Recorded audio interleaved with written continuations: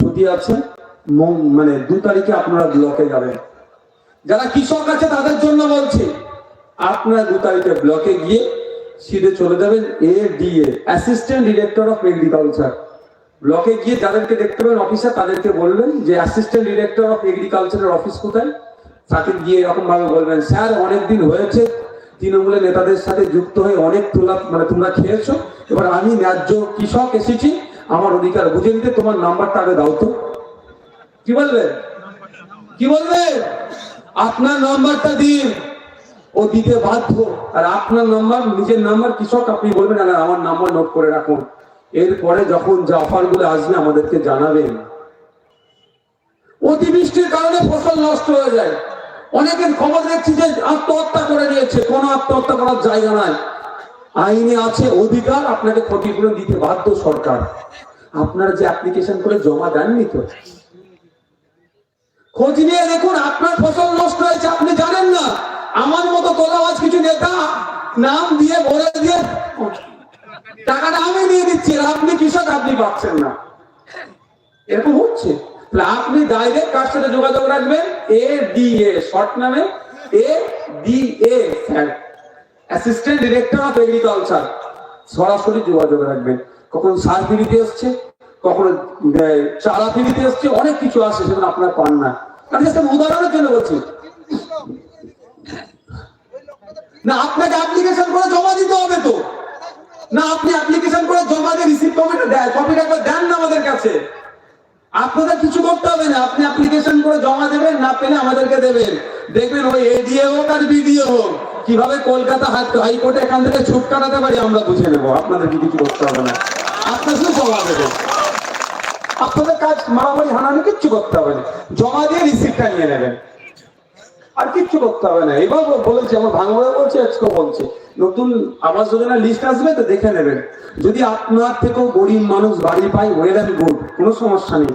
আর যদি দেখেছেন যার দোতলা বাড়ি, যার বাড়ি ফ্রিজ আছে, যার বাড়ি 4 চাকা আছে, যার জমি জায়গা আছে, যার বাড়ি বাইক আছে, এই ধরুন এক কথায় যারা বড় লোক বাড়ি পেয়েছে, আপনি গরিব বাড়ি পাননি, ঝগড়া ঝামেলায় কিছু যেতে হবে না। যার ID নাম্বারটা দেবেন আর তার যে প্রমাণপত্র গুলো আমাদেরকে দিয়ে দেবেন, আর তাকে কানে কানে একটু খবর পাঠিয়ে দেবেন, তোমার লিস্টে নাম এসেছে তো, কলকাতা হাইকোর্টে ISF তোমার জন্য বলে দিয়েছে, তুমি একটা উকিল রেডি করো জবাব দেওয়ার জন্য কলকাতা হাইকোর্টে। ছাড়বো নাকি? আপনি গরিব মানুষ, আপনি বাড়ি পাচ্ছেন না, আর বড় লোক 10-15 হাজার টাকা দিয়ে যদি বাড়ি নিয়ে নেয়, আপনার লয়ার লাগাবার টাকা নেই তো কি হচ্ছে, ISF আছে আপনাদের জন্য। কলকাতা হাইকোর্টের ব্যাটাকে বুঝে নেবো, গরিবের অধিকার মারছো, হাইকোর্টে সে জবাব দাও। 25-30 হাজার টাকা খরচ করে উকিল ধরাবো তাকে, আর ঘন ঘন ডেট ফেলতে বলবো, উকিল করে দাঁড় করা। আর আপনাদের টাকা লাগবে না, আমরা টাকা দেবো, লড়ে নেবো। যেটা বলছিলাম আপনারা, হ্যাঁ, নতুন লিস্টের কোনো কাজ হবে, নতুন লিস্ট হচ্ছে, নতুন লিস্টে যদি কোনো দুর্নম্বরী হয় আপনারা জানাবেন আমাদেরকে, আমরা লড়াই আছে আপনাদের জন্য। যেটা বলছিলাম, আপনারা যোগাযোগ রাখবেন কার কাছে, ADA স্যারের সাথে। উদাহরণের জন্য আমি বোঝাচ্ছি, অনেক মৎস্যজীবী থাকে তো আছে, আমরা স্বাভাবিকভাবে কি ভাবি, যারা মাছ চাষ করে 10 কিলো মাছ যদি পুকুরে থাকে, তাহলে 15 কিলো খাবার দিই, যে মাছ বেশি খাবে, খেয়ে বড় হবে তাড়াতাড়ি। এটা হলো স্বাভাবিক ভাবে, তো আমিও জানতাম, সিরিয়াস বলছি, আমিও জানতাম কি খাবার বেশি দিলে খেয়ে তাড়াতাড়ি বড় হয়ে যাবে, সাইজে বড় হলে দামে বিক্রি হবে।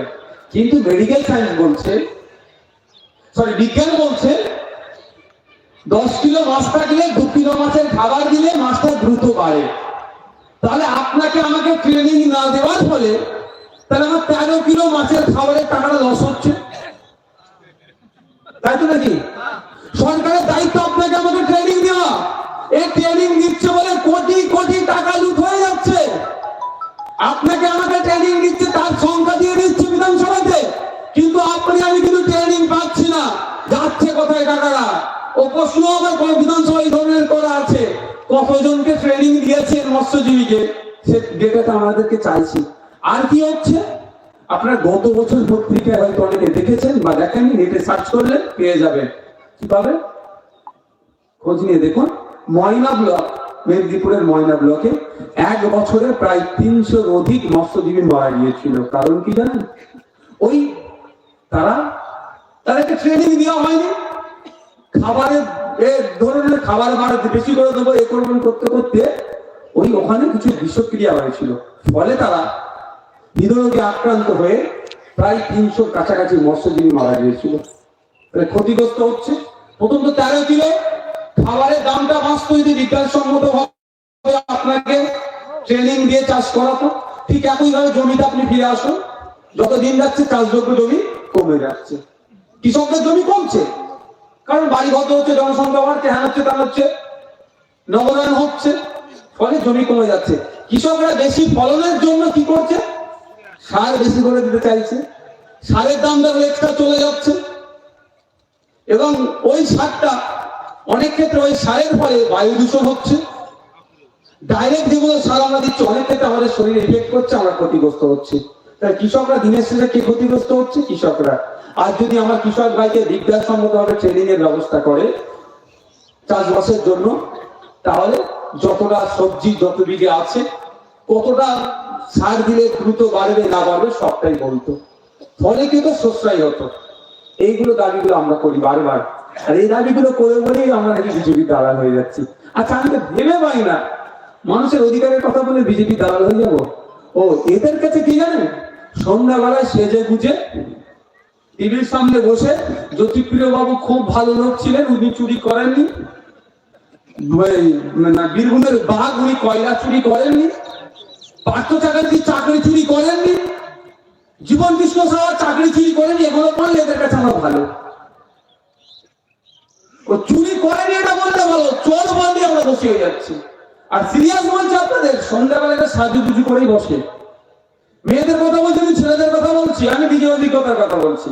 আমি একটা ডিবেটে গিয়েছি, যিনি সঞ্চালক ছিলেন এসে আমাকে কথাবার্তা বলে একজন মহিলাকে ডাকলেন, বলে এই সাহেবকে নিয়ে একটু মেকআপটা করিয়ে দেন। আমি তো ভাবছি আর কি মারছে আমার সাথে, আমি চুপ করে আছি। তারপরে একটা মেয়ে একটা হাতে বক্স টাইপে নিয়ে আসলো, তো সাহেব চলুন। কোথায় যাবো, কোথায় যাবো, মানে আপনাকে মেকআপ করে দিতে হবে। আমি তার মানে বলে না, অনেকে আসে তাদেরকে একটু এরকম চকাচক লাগে না দেখতে, চকচক করে ওই জন্য মেখে দিতে হবে। আমি বললাম ভাই আমার ভাঙা ফুটে যা আছে দিয়ে চলে যাবে দিদি, আমাকে লাগবে না। কিন্তু এই ধরনের মেকআপ করে সন্ধ্যাবেলা বসে চোরেদের হয়ে গলা পাঠালে তখন তুমি গুড বয়। আর মানুষের অধিকারের কথা বললে, সরকারি চাকরিতে শূন্য পদের সংখ্যা পূরণের কথা বললে, তুমি তখন ব্যাড বয় হয়ে যাচ্ছ, তুমি তখন দালাল হয়ে যাচ্ছ।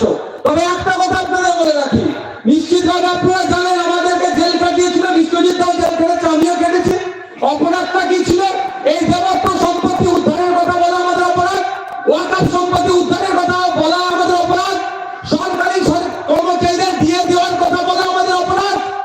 এক কথায় নাগরিক অধিকার সুনিশ্চিত করতে হবে, কৃষকদের অধিকার বুঝিয়ে দিতে হবে, এই বলাটা আমাদের অপরাধ থাকার জন্য আমাদেরকে জেল কাটিয়েছে। আপনাদের কাছে বলে যাই, এই ধরনের অপরাধ আমরা একবার নয় 100 বার করতে প্রস্তুত আছি, আর 100 বার জেলে যেতে প্রস্তুত আছি মানুষের জন্য। সন্ধ্যাবেলা মেকআপ করে টিভির সামনে বসে চোরেদের হয়ে গলা কাটাতে পারবো না। মানুষের জন্য রাজনীতির ময়দান এসেছি, মানুষের জন্য করে যাওয়া রাজনীতি। আপনারা অবাক হয়ে যাবেন শুনলে, 10,000 মাদ্রাসা দেবে তো বলেছিল, মাদ্রাসা দেওয়া তো দূরের কথা, মাদ্রাসাতে এখন তার প্রমাণ আমি আপনাদের দেবো। আপনাদের কুমারগঞ্জে 5টা মাদ্রাসা আছে। যদি মিথ্যা কথা বলি আমার নাম্বার থেকে আছে, নিয়ে নেবেন হাজিরার কাছ থেকে। মন খুলে মিথ্যা যদি কোনো কথা বলে যায় হয়তো পাবেন না হাতের কাছে, মন খুলে জয়টা ইচ্ছা করে নেবেন, আমি চুপচাপ শুনে নেব। যদি মিথ্যা তথ্য দিয়ে যায়, কালকে 5টা শিক্ষা প্রতিষ্ঠানে গিয়ে দেখুন ছাত্র ছাত্রী কত, শিক্ষক কত, তাহলে প্রমাণ পেয়ে যাবেন। আমি আপনাদের ডেটা নিয়ে যাচ্ছি।